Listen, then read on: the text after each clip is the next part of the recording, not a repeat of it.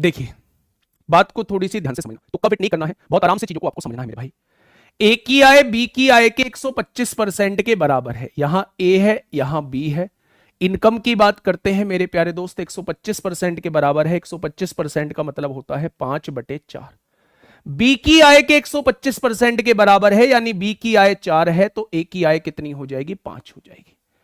जबकि बी की बचत ए की बचत का 120% है, यहां सेविंग लिख देते हैं।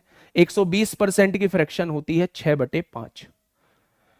बी की बचत ए की बचत का 120% है। ए की बचत अगर 5 है तो बी की बचत कितनी हो जाएगी? इसका 120% 6 हो जाएगी। मेरे भाई एक्सपेंडिचर की बात करते हैं, एक्सपेंडिचर की बात करते हैं मेरे प्यारे दोस्त। क्या कहा है उसने? उसने ये कहा है, चलो इस सेविंग को ना भी लिखें क्योंकि सेविंग से तो बाद में कंडीशन बनाएंगे।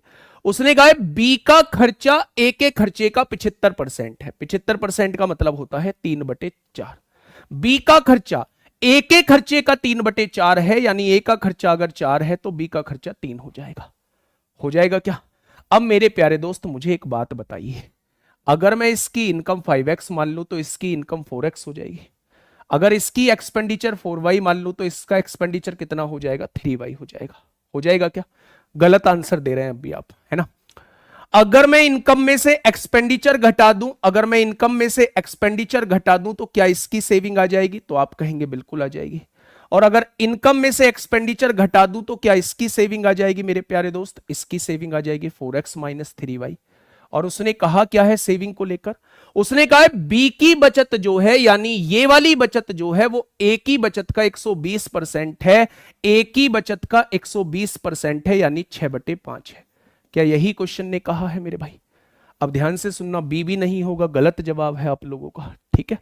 6×5 = 30x हो जाएगा, 6 चौक 24y हो जाएगा, बहुत शानदार। 5 की गुणा इधर कर दीजिए, 5 चौक 20x हो जाएगा, 5 तिया 15y हो जाएगा। 30 में से 20 जाएगा 10x होगा, और 24 में से 15 जाएगा 9y होगा। और x/y की वैल्यू कितनी हो जाएगी? 9/10।